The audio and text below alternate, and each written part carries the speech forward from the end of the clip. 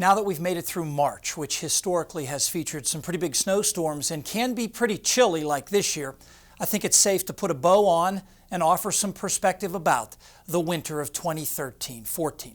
I'll start with snow. Here's the seasonal totals rounded to the nearest inch, along with the departures from average. Everyone was above, though not by much in central and northeastern counties.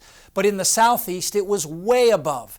Allentown more than double the average, Philadelphia more than triple.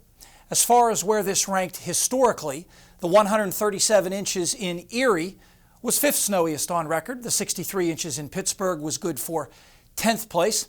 Philadelphia came closest to the top, 2nd snowiest on record.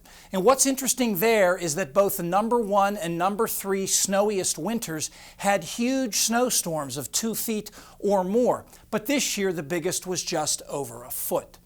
But Philadelphia did have 11 storms of at least 2 inches and 4 storms that dumped 6 inches or more, the first time on record that has happened. Now let's check temperature. Let me start with a simple count of the number of daily record lows set this past winter at a few places. 2 was typical, just 1 in Philadelphia. Doesn't seem too impressive until you compare it to the total number of daily record lows set in the previous 10 winters.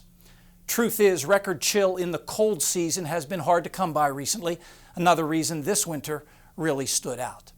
Now here's the lowest temperatures this past winter at a bunch of places. I've included some cooperative observing sites where there's little, if any, impact from urbanization. Many of these occurred on January 7th, but Uniontown's lowest was on January 29th. The Ridgeway and Towanda temperatures were on February the 13th. That really emphasizes that bitter cold came in multiple pulses this winter. At nearly all of these places, this was the coldest air you've seen in 20 years. And of course, January was the coldest month. Here's the temperature departures from average, pretty much 5 to 7 degrees on the low side everywhere. And here's where the month stacked up historically compared to other Januaries, mainly 10th to 15th coldest.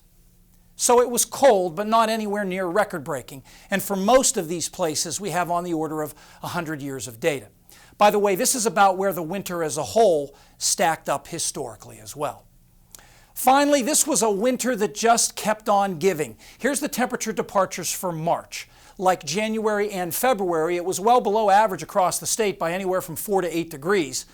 Combine this with the first 2 months of the year, and here's how temperatures in the first quarter of 2014 stack up historically. In most places, this has been one of the top 5 coldest starts to the year. So it's time to put all that in the rear view mirror, right? We'll see what Paul Knight has to say in the extended forecast next.